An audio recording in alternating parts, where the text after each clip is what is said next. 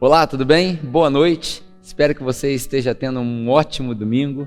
É muito bom ter você aqui conosco. Seja bem-vindo à capela. Hoje nós vamos ter o nosso culto online. Nós decidimos chamar essa experiência de capela na sala. Aí na sua sala mesmo. Você está vendo que aqui a gente preparou um ambiente que se parece com a sua sala, com a minha sala, que é para te deixar bem à vontade. A ideia é que se você estiver aí perto do seu horário de jantar, em função dessa correria e desse isolamento por causa do coronavírus, enquanto a gente colabora com o governo para conter o espalhar desse vírus, nós gostaríamos que você continuasse tendo uma experiência de louvor e de adoração aí na sua casa. Então nós preparamos essa experiência para você.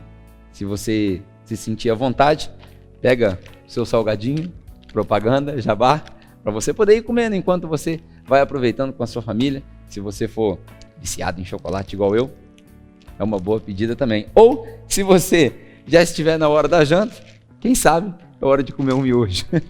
Independente do que você escolher, fique à vontade aí na sua sala, adore conosco. Você vai ver alguns louvores que foram preparados para você e logo depois desse período de louvor, eu volto com a mensagem para esse domingo. Deus te abençoe, te vejo em breve. Boa noite, Jesus. E nós te convidamos, seja bem-vindo Espírito Santo. Nós queremos te sentir, nós queremos, Senhor, agradar o seu coração, nós queremos alegrar o seu coração, Pai. Por isso, flua, flua, flua, Jesus. Tu és bom. O seu amor não muda, não. O seu amor não muda. Tu és bom em todo tempo. Tu és bom em todo tempo. Tu és um bom, bom Pai. Quem tu és, é quem tu és, é quem tu és. Eu sou amado por ti. É quem eu sou, é quem eu sou, é quem eu sou. Tu és um bom, bom Pai. É quem tu és, é quem tu és, é quem tu és. Eu sou amado por ti. É quem eu sou, é quem eu sou, é quem eu sou. És perfeito em tudo que faz. És perfeito em tudo que faz. És perfeito em tudo que faz pra nós. Oh, sim, tu és. És perfeito em tudo que faz. És perfeito em tudo que faz. És perfeito em tudo que faz pra nós. Tu és um bom, bom Pai. É quem tu és, é quem tu és, é quem tu és. Eu sou amado por ti. É quem eu sou, é quem eu sou, é quem eu sou. És perfeito em tudo que faz. És perfeito em tudo que faz. És perfeito em tudo que faz para nós. Tu és perfeito, o seu tempo é perfeito, Deus. És perfeito em tudo que faz. És perfeito, oh, tu és maravilhoso, Deus. És perfeito em tudo que faz pra nós. Tu és um bom, bom Pai. É quem tu és, é quem tu és, é quem tu és. Eu sou amado por ti. É quem eu sou, é quem eu sou, é quem eu sou.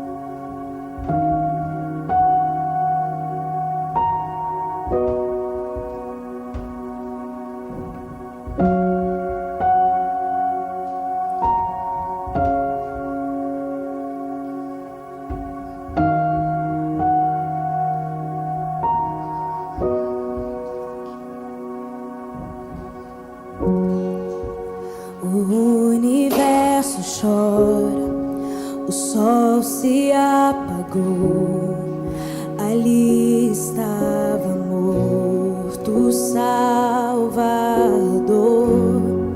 seu corpo lá na cruz, seu sangue derramou, o peso do pecado ele levou.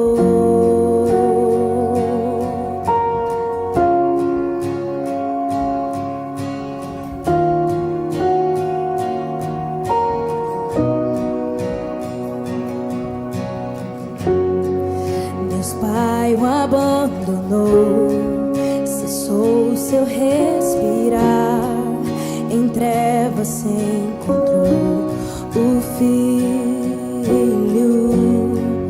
A guerra começou, a morte ele enfrentou, todo o poder das trevas vencido foi. A terra estremeceu, o sepulcro se abriu e nada vencerá seu grande amor. Ó morte, onde estás? O Rei ressuscitou, ele venceu para sempre, para sempre exaltado és, para sempre adorado és, para sempre ele vive, ressuscitou, ressuscitou. A terra estremeceu, o sepulcro se abriu e nada vencerá seu grande amor. Ó morte, onde estás? O meu Rei ressuscitou, ele venceu para sempre,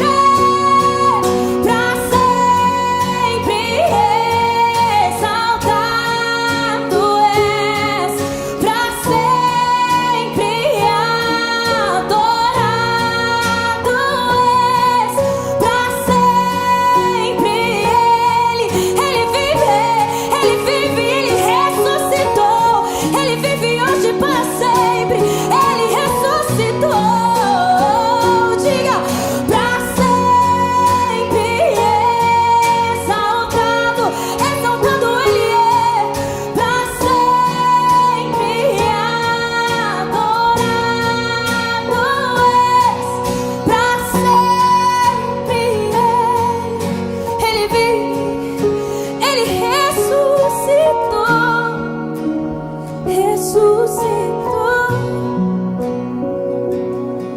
Oh, cantamos aleluia, cantamos aleluia, cantamos aleluia.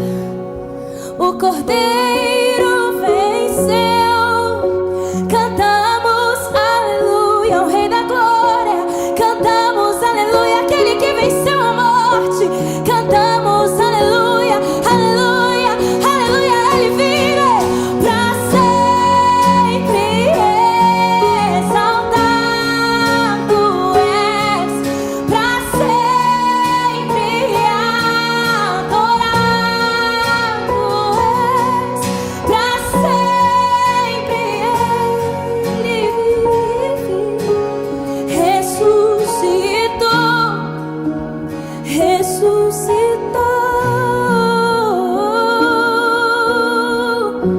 Acende o fogo em meu coração, eu não posso conter, eu não tenho controle. Eu quero mais de ti, Deus, eu quero mais de ti, Deus.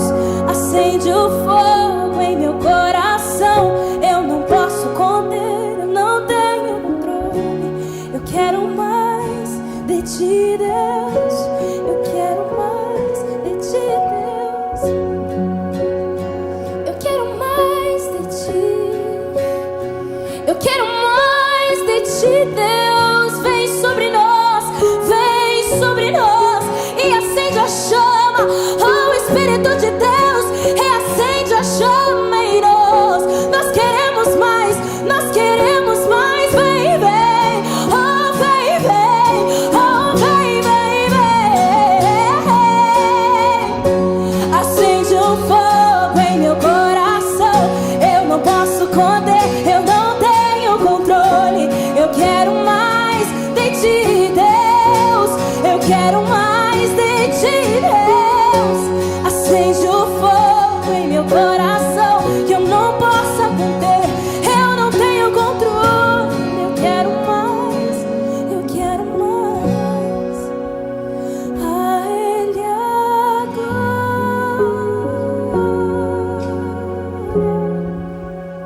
a Ele a glória, a Ele a glória, pra sempre, amém. Nós te damos a Ele a glória,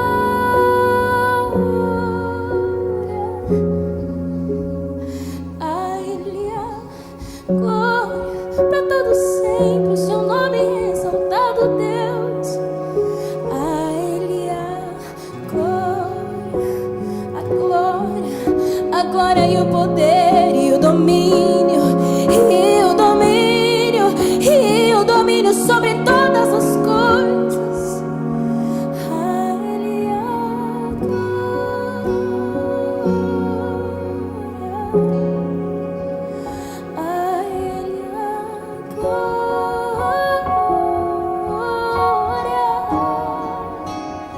a Ele a glória, a Ele a glória para todo sempre, para todo sempre, para todo sempre. Oh, a Ele a glória, a Ele a glória,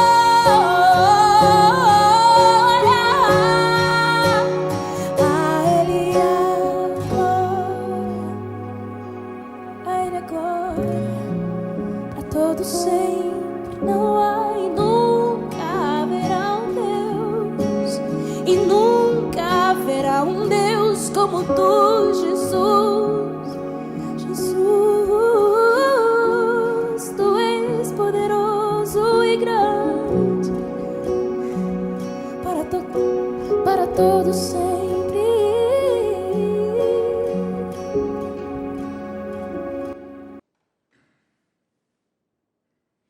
É muito bom a gente poder cultuar, ainda que num ambiente diferente.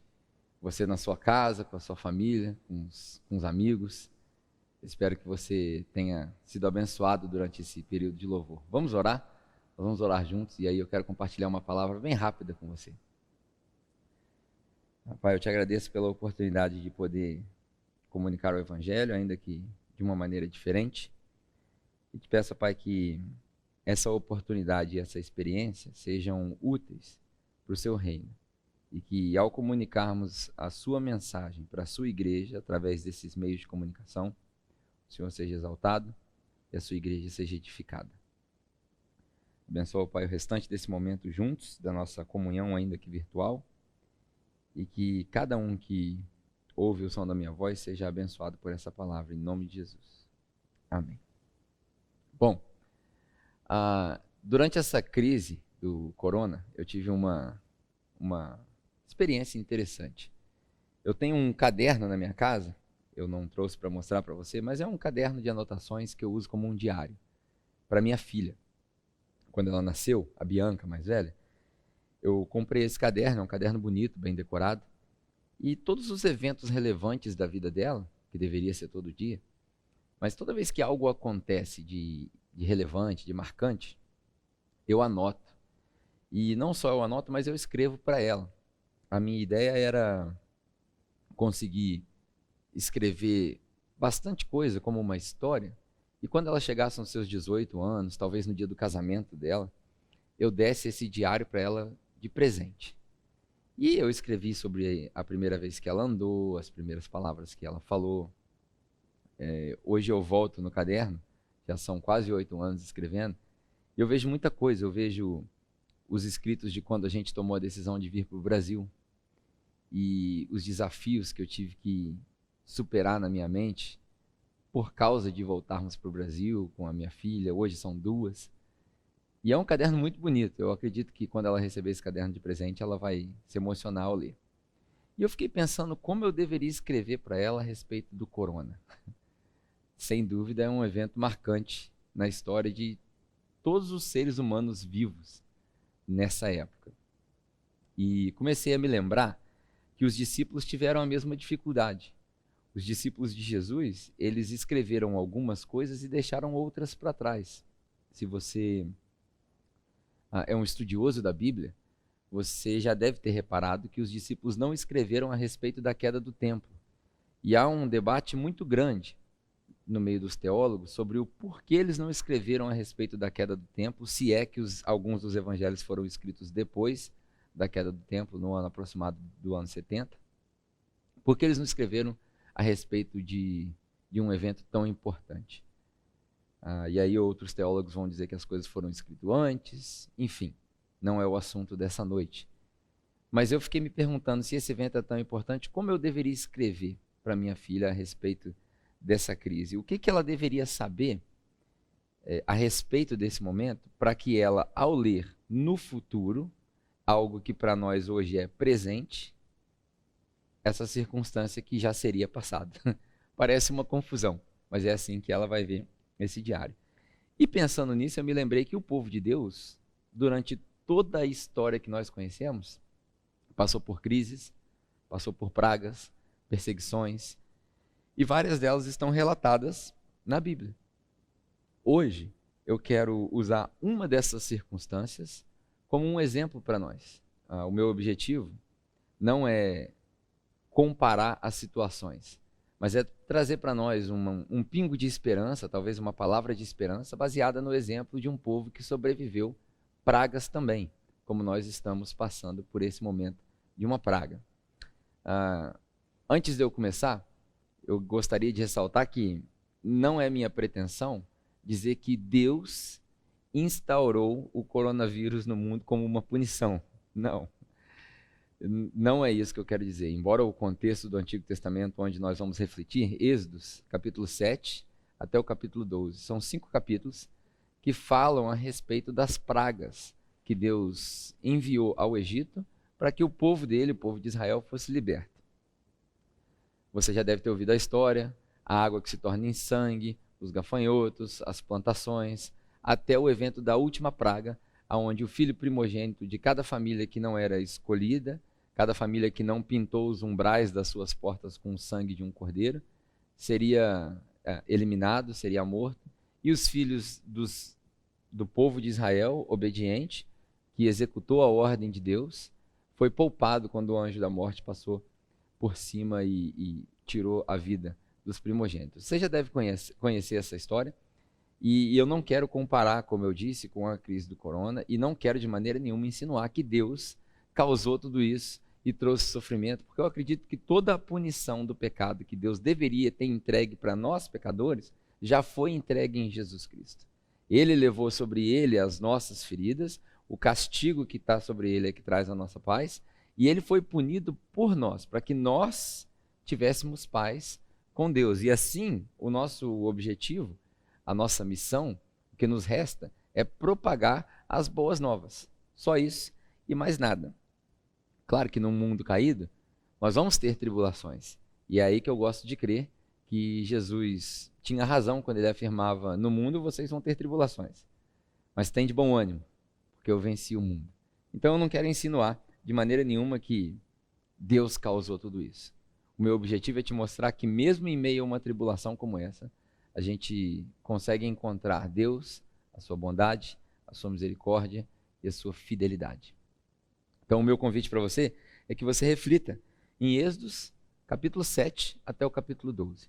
Hoje, eu não vou ler a história toda, Mas a história se resume num diálogo que Moisés tem com o faraó, que demora, sabe-se lá quanto tempo, quantos dias, semanas, e o desenvolvimento dessas pragas. Ao final delas, a gente vê o povo de Israel obediente, abandonando o Egito, e o povo egípcio os perseguindo em direção ao rio onde eles vão atravessar. Você conhece essa história, faça esse exercício nos seus grupos de conexão, leia a história e medite sobre isso. O que eu quero é tirar 3 pontos, ou 3 princípios, que podem nos ajudar, baseado nessa história das pragas e de como eles reagiram. O primeiro ponto que eu quero ressaltar para você é o ponto da obediência. No meio dessa crise, no meio de tudo que nós estamos vivendo, com corona, com crise política, com crise econômica, eu quero ressaltar para você a questão da obediência. Existe uma diferença radical entre o povo do Egito e o povo de Israel nessa história. E a diferença é unicamente a obediência. O povo de Israel, através de Moisés e das conversas que Moisés tinha com Deus, obedecia a Deus. Óbvio que o povo teve seus momentos de desobediência e para esses momentos Deus tinha correções cabíveis. Mas generalizando, o povo de Israel era obediente e o povo do Egito foi desobediente, representado na figura de Faraó, que endurecia o seu coração para não deixar o povo embora. Até porque o povo de Israel era a força de trabalho do Egito. Então, se eles fossem embora, o Faraó provavelmente teria problemas para encontrar outros escravos para substituí-los de outras nações. Então, a gente vê essa diferença, o primeiro ponto, a obediência. E o que isso tem a ver comigo? O que isso tem a ver com você hoje, milhares de anos depois dessa história? A pergunta que a gente deve refletir é a seguinte: como está a sua vida em relação à obediência a respeito das coisas que Deus fala contigo? Quão obediente você é? Eu me lembro que logo depois dessa história, a gente encontra o livro de Josué, que substituiu Moisés, liderando o povo. Eles tiveram uma experiência interessante. Ao atravessar o Rio Jordão, na primeira cidade que eles foram tomar, Deus deu uma ordem estranha para eles, que era para eles marcharem em volta da cidade, revelarem a sua posição e, no final dessa ordem, tocar trombetas para que as muralhas caíssem. Qualquer pessoa em sã consciência não executaria essas ordens. Por quê? Porque essas ordens não fazem sentido nenhum. Mas Josué e o povo foi obediente e, por serem obedientes, foram honrados. No seu caso, qual é a sua desobediência? Todos nós temos algumas desobediências. Talvez você tenha a sua. Talvez seja a hora de pensar o quão desobediente você tem andado. E nessa crise, porque é nos momentos de crise que a gente percebe o quão distante nós estamos de Deus. Nos momentos de crise, às vezes crises pessoais, crises emocionais, crises econômicas e até crises globais como essa que nos envolve agora, é o momento onde a gente percebe o quão distante a gente está de Deus. E quanto mais distante de Deus a gente fica, mais difícil é de ouvir a sua voz. E se a gente não ouve a voz de Deus, raramente a gente vai conseguir obedecer e andar nos seus caminhos. Esse é o primeiro ponto que eu quero compartilhar contigo. Obediência. Nós precisamos voltar a andarmos alinhados com a vontade de Deus. O segundo ponto que eu quero ressaltar para você, o segundo princípio que a gente tira dessa história, é o princípio da fé. Além de serem obedientes, o povo de Israel, principalmente Moisés, tinha fé nas promessas que Deus tinha feito para ele. Deus tinha feito uma promessa para Moisés que ele ia tirar o povo do Egito. E se você adiantar a história e ler sua Bíblia, chegar no Novo Testamento, nós também recebemos promessas de Deus. Óbvio que essa promessa que foi feita para Moisés, para Abraão, essas coisas já passaram para nós. Nós já, entre aspas, herdamos a terra prometida. Jesus fez outras promessas para nós. Algumas das promessas que Jesus fez para nós é que no mundo nós teríamos tribulação, por mais desmotivacional que isso seja. Mas que nós deveríamos ter bom ânimo, porque ele venceu o mundo. Uma outra promessa interessante que Jesus fez para nós é que nós faríamos coisas ainda maiores do que ele fez. Jesus, sendo o autor e consumador da nossa fé, o nosso Senhor, aquele que nós olhamos para o nosso socorro, garantiu que nós faríamos coisas ainda maiores do que aquilo que ele fez. É interessante você parar para perceber que Jesus, no seu ministério, andou uma distância muito curta, falou com pouquíssimas pessoas, se reteve a discipular um número mínimo de pessoas. E hoje, talvez você esteja me assistindo aí na sua casa, esteja participando dessa experiência de louvor, que a gente resolveu chamar de capela na sala, e talvez, junto com você, nesse exato momento, centenas de pessoas estejam assistindo essa mensagem. Eu posso arriscar em dizer que talvez milhares de pessoas ou estejam ou vão assistir essa mensagem ao longo dessa semana e vão ser encorajadas por essa mensagem. Jesus prometeu para mim e para você que nós faríamos coisas maiores que ele, e eu acredito que talvez uma delas é a propagação do evangelho. Está na minha e na sua mão a salvação de outras pessoas. Me parece que Deus resolveu utilizar os seres humanos, aqueles que foram convertidos, para que através da minha e da sua pregação, outras pessoas venham a ser convertidas. Desde o tempo de Jesus até hoje, outras coisas grandes foram realizadas que nem se fazia ideia que nós conseguiríamos alcançar no tempo de Jesus. O avanço da medicina, hoje fala-se muito sobre longevidade, fala-se muito sobre qualidade de vida, vacinas. Nós estamos no meio de uma crise global a respeito do coronavírus e a gente fala de vacinas. As vacinas são coisas fantásticas, é um progresso. A nossa vida progrediu muito e eu acredito que esse progresso também faz parte daquilo que Jesus falou a respeito de fazermos coisas maiores do que ele. Eu me lembro de uma história, não me lembro exatamente onde eu li, em um desses livros que eu tenho lido, e perguntaram a uma cientista que defendia a teoria da evolução, qual era a evidência que ela tinha de que a raça humana era a raça mais evoluída do planeta Terra. Eles estavam discutindo entre insetos, animais, golfinhos e a raça humana. E aí as pessoas esperavam, né, nessa entrevista, que ela dissesse que a maior evolução da raça humana é a íris do olho, ou o código genético, ou o fato de andarmos sobre duas pernas, enfim, o fato de sermos sociais. Mas ela deu uma resposta surpreendente. Ela disse que a maior prova de que a raça humana é a raça mais evoluída do planeta é um fêmur curado. E aí as pessoas olharam e falaram, como assim um fêmur curado? Um fêmur curado. No mundo animal, uma perna quebrada é uma sentença de morte. No mundo animal, uma perna quebrada impede o animal de caçar e faz com que ele se torne uma presa fácil. No mundo animal, a perna quebrada é uma sentença de morte. Já a raça humana conseguiu desenvolver uma empatia tamanha para com o outro ser humano que a gente consegue esperar que a perna de alguém, depois de fraturada, seja curada e essa pessoa seja reestabelecida à sua vida normal e ao seu cotidiano dentro da sociedade. Isso são provas de que nós evoluímos e de que nós nos tornamos seres mais evoluídos, e é também uma prova de que a medicina e outras coisas mostram as coisas maiores que nós faríamos. Obediência e fé. O meu terceiro princípio que eu quero compartilhar contigo a respeito dessa história do povo de Israel é o princípio da ousadia. Ousadia. Obediência, fé e ousadia. Se você continuar lendo a história do povo de Israel, logo ao sair do Egito, eles se deparam com uma situação no deserto, onde toda a história do livro de Êxodo se passa, até que eles chegam à beirada do Mar Vermelho. Eles precisam atravessar aquele mar, porque atrás dele vêm as tropas do exército egípcio.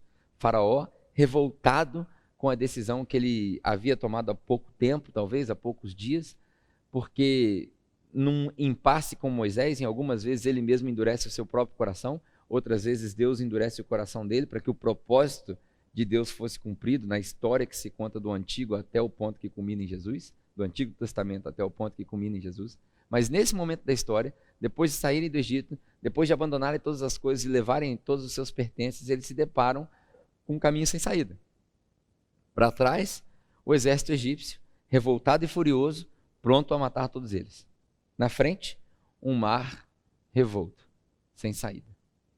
Moisés, com uma solução milagrosa, faz uma oração, e aqui eu estou parafraseando, e numa atitude de fé e de ousadia, dá o primeiro passo, as águas se abrem e eles atravessam a pés secos, única e exclusivamente para assistir o espetáculo de Deus ao fechar as águas em cima do exército egípcio e comemorarem ali, cantarem a primeira canção, o primeiro salmo.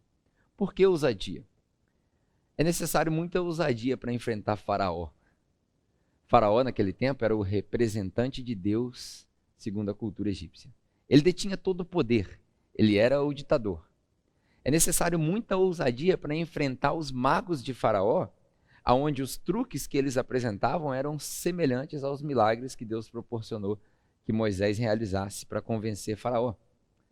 É muita ousadia sair em meio ao deserto liderando algumas milhares, se não milhões de pessoas, sem saber para onde ir, sem saber o que comer, sem ter o que beber.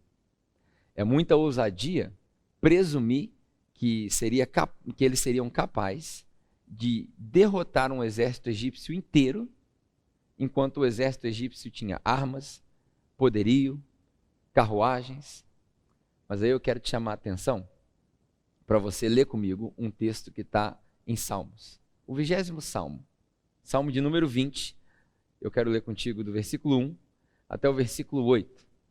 Esse salmo mostra algo interessante a respeito da confiança que nós desenvolvemos nas nossas armas, no nosso poder, nas nossas carruagens, como é citado aqui. Vamos ler? Salmo 20, versículo 1 ao 8, diz o seguinte: O Senhor te ouça no dia da angústia. Me parece que nós estamos passando dias de angústia. Dias onde as fronteiras estão fechadas, quarentena mandatória, o estado do Rio de Janeiro bloqueando entrada e saída, o Brasil apavorado, a mídia aterrorizando as pessoas e criando um caos talvez desnecessário. Tudo isso acontecendo, dias de angústia. O Senhor te ouça no dia da angústia. O nome de Deus de Jacó te proteja. Envie-te socorro do seu santuário e te sustente de Sião. Lembre-se de todas as suas ofertas e aceite os teus holocaustos. Conceda-te conforme o desejo do teu coração e cumpra todo o seu desígnio. Nós nos alegramos pela tua salvação e, em nome do nosso Deus, arvoremos perdões. Satisfaça ao Senhor todas as suas petições. Essa é a minha oração para todos nós. Que Deus ouça as nossas orações e as responda, caso elas estejam de acordo com a vontade dele. Agora sei que o Senhor salva o seu ungido. Ele lhe responderá lá do seu santo céu, com a força salvadora da sua destra. Uns confiam em carros e outros em cavalos, mas nós faremos menção do nome do Senhor nosso Deus. Uns se encurvam e caem, mas nós nos erguemos e ficamos de pé. É muito interessante esse salmo porque ele ressalta a confiança que o salmista tem em Deus. Nos momentos de crise, nos momentos de batalha, ele sabe que Deus é fiel e que Deus está com ele. E que enquanto uns confiam nos recursos humanos, nós confiamos em Deus. Em momentos de crise como esse, claro que a gente ora pelas equipes médicas, pelos biologistas, pelos cientistas, por todas as pessoas envolvidas, pelos nossos governantes, mas acima de tudo, nós continuamos firmes. Em momentos de crise, a gente tem uma escolha a fazer. É como a história que diz que dentro de nós vivem dois cães selvagens. Um tentando matar o outro. Ganha a briga aquele que você alimenta mais. Hoje você está recebendo informações de medo e terror, informações de paz e esperança. É sua obrigação escolher qual delas você acredita. Qual delas você quer se alimentar? E isso não é negar os fatos. Isso não é negligenciar a periculosidade do momento que nós estamos vivendo. Não. Isso é confiar em Deus e permanecer de pé, sabendo que Ele sempre é fiel para com seu povo. Ousadia, fé e obediência. Esses três princípios nos ajudam a viver como o povo de Israel viveu durante uma crise. Eles nos ajudam a viver também como um povo saudável, como um povo corajoso. Mas no meio dessa história, ou por trás dessa história, eu vejo um ponto que poucas pessoas veem. Um ponto quase que oculto. Um princípio quase que invisível. E esse princípio, ele se resume na seguinte pergunta: por que Deus permite que essas coisas aconteçam. Eu não quero, de maneira nenhuma, como eu disse no começo dessa mensagem, insinuar que Deus causa esse pânico e aflige o seu povo. Eu não quero ser aqui o profeta do Apocalipse, porque eu acredito plenamente que Deus derramou todo o castigo em cima de Jesus. E que um dia nós vamos prestar conta. E que um dia, talvez, nós passemos por um apocalipse, como a minha filha brinca em casa hoje em dia, que ela está se preparando para o apocalipse dos zumbis. Talvez. Mas eu não acredito que seja esse tempo. Eu acredito que esse tempo é um tempo para nós descobrirmos por que Deus permite que essas coisas aconteçam. É a pergunta filosófica que não quer calar. Por que Deus permite que coisas ruins aconteçam a pessoas, entre aspas, boas? Eu acredito que tem uma resposta dentre centenas possíveis que pode servir de conforto para o nosso coração. E a resposta é a seguinte: em tempos como esse, eu acredito que Deus permite que nós passemos por essas coisas para chamar a nossa atenção. De tempos em tempos, a gente se esquece de Deus. De tempos em tempos, a gente substitui Deus. É muito comum na nossa sociedade, principalmente entre os jovens, a gente viver uma vida como se Deus não estivesse aqui. A gente substitui Deus por ídolos, como foi o caso dos egípcios e do povo de Israel que vivia com eles. Ídolos de bronze, de ferro e de madeira, que não têm vida nenhuma e que não respondem nada. Mas também é muito comum a gente criar ídolos que são não tão palpáveis assim. O dinheiro, a idolatria, a cultura, a fama, a carreira, o status, as mídias sociais, as distrações. Nós criamos ídolos e distrações que se colocam em primeiro lugar na nossa vida. E aí a gente se distancia de Deus. Na minha opinião, eu acredito que por trás dessas situações, Deus quer mostrar para nós que tudo isso é, no máximo, uma escravidão para nós. E Deus não se agrada do seu povo escravizado. Deus não se agrada quando o seu povo está limitado. Tem uma canção que a gente está acostumado a cantar nas igrejas, que o refrão dela diz: eu não sou mais escravo do medo. Eu sou filho de Deus. Ser filho de Deus é uma carta de liberdade da escravidão. Ser filho de Deus é uma chave para uma vida livre, porque é assim que Jesus mesmo diz: aquele que o Filho libertar, verdadeiramente será livre.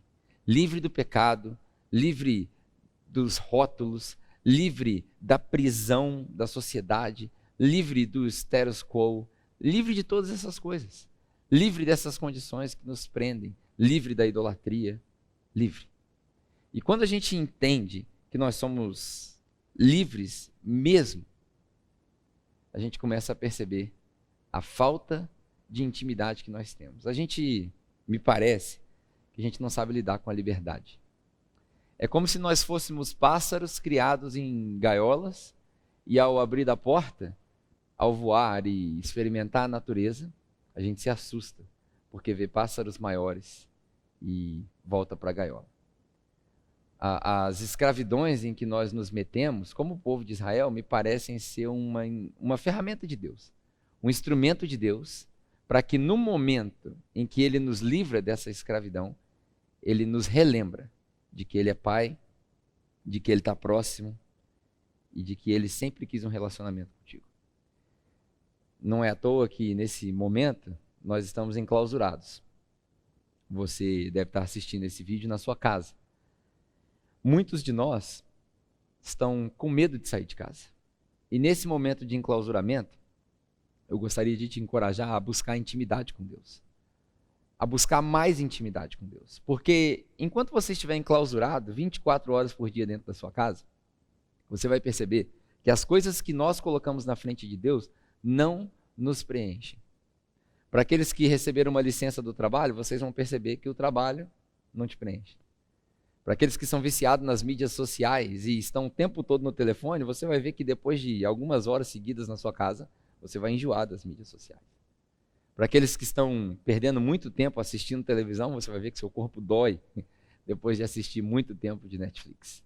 Nada contra, mas a gente precisa entender aonde estão as nossas prioridades.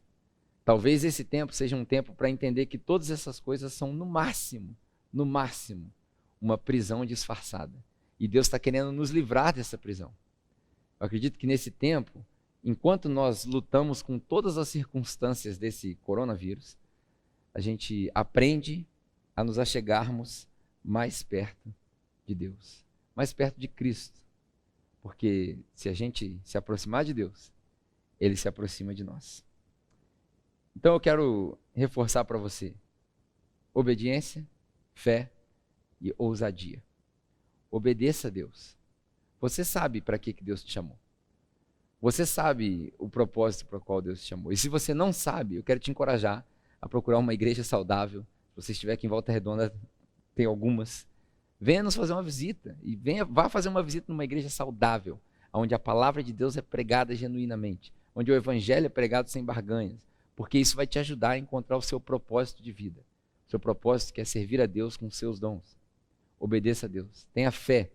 Não desanime. Em momentos de crise como esse, é o melhor momento para nós mostrarmos para a nossa sociedade, para aqueles que estão ao nosso redor, o que significa ter fé, o firmamento das coisas que não se veem.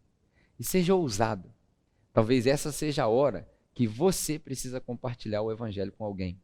Talvez é nessa hora de desespero que as pessoas vão olhar para você e você vai transmitir para eles a paz que Deus deseja que nós tenhamos. Ousadia, fé e obediência. E acima de tudo, desenvolva intimidade com Deus. Nesse tempo de silêncio, nesse tempo no seu quarto, desenvolva a sua intimidade com Deus. Eu tenho a plena consciência de que ao fim dessa crise, claro que você tem oportunidade de assistir várias outras mensagens e aprender o evangelho de várias outras fontes, mas ao fim dessa crise, se você se dedicar a ser obediente, a ter fé, a ser ousado e desenvolver intimidade com Deus, nós vamos sair do outro lado dessa crise mais santos, mais separados, mais parecidos com Jesus, mais próximos dele. E eu quero crer que a semelhança do Novo Testamento, quando Jesus diz: no mundo vocês vão ter aflições, mas tem de bom ânimo, porque eu venci o mundo.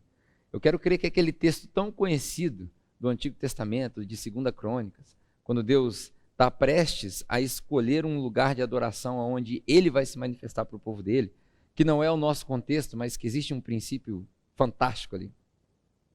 Eu quero crer que esse texto de 2 Crônicas, no capítulo 7, se aplica para nós como uma aplicação de esperança. Porque lá, logo após Deus dizer que Ele vai escolher aquela casa, aquele templo para se manifestar, Ele diz que quando as pragas e as pestes sobrevierem sobre o seu povo, Ele diz que se meu povo, que se chama pelo meu nome, se humilhar e buscar a minha face e orar, eu ouvirei dos céus, sararei a sua terra e o meu ouvido estará inclinado para as suas orações. Esse é um tempo de nós orarmos. Enquanto os médicos fazem o que podem, os cientistas fazem o que podem, nós fazemos o que nós sabemos fazer de melhor. Orar. Interceder pela nossa cidade, pelo nosso povo. Em tempos difíceis, a gente precisa lembrar que Deus é fiel e de que Ele é o nosso refúgio. Afinal de contas, se Deus é por nós, quem será contra nós? É um texto clichê? Claro que é, eu entendo. Mas é um texto que dá esperança para nós nesse momento. Porque assim a gente entende que Deus é misericordioso, que Deus é paciente e que mesmo em meio às tribulações e aflições, Ele é a nossa fortaleza, Ele é o nosso refúgio, Ele é a nossa rocha e é dele que vem a nossa esperança. Se cuide, Deus te abençoe. A minha oração por você e com você é que durante essas semanas nós busquemos a Deus intensamente, e que nessa busca nós encontremos calma, paz, perdão, tranquilidade, ousadia, fé. Talvez essa tenha sido a primeira mensagem que você ouviu a respeito de Deus, de Jesus.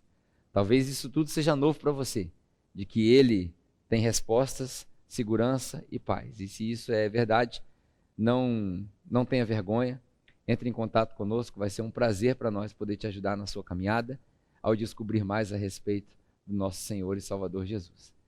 E se isso não é novidade para você, eu quero te convidar a se apegar na sua fé, se apegar em Deus, para que nesse tempo nós sejamos o espelho de Cristo e a resposta para aqueles que têm medo.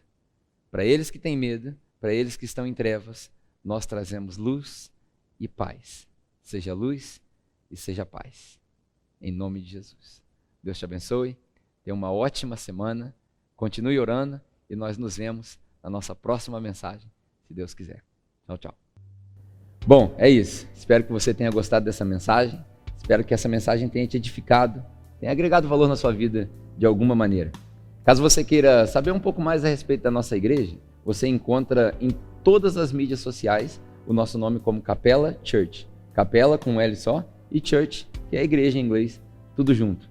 A gente tem um perfil no Instagram, a gente tem uma página no Facebook que provavelmente, se você veio nos visitar, a sua foto vai estar lá. Tem o canal do YouTube, tem o nosso site, enfim, por onde você procurar, você nos encontra. Caso você goste de ouvir a mensagem, a gente tem um podcast no Spotify que sai toda segunda-feira para você poder ouvir a mensagem. E por último, caso você tenha gostado e tenha sido abençoado por essa mensagem, se você quiser nos ajudar, se você quiser auxiliar a igreja nos nossos projetos e na nossa missão, você pode contribuir conosco financeiramente, seguindo os detalhes que estão aqui embaixo nesse vídeo. Espero que você seja abençoado, tenha uma ótima semana e eu te vejo na próxima mensagem, se Deus quiser.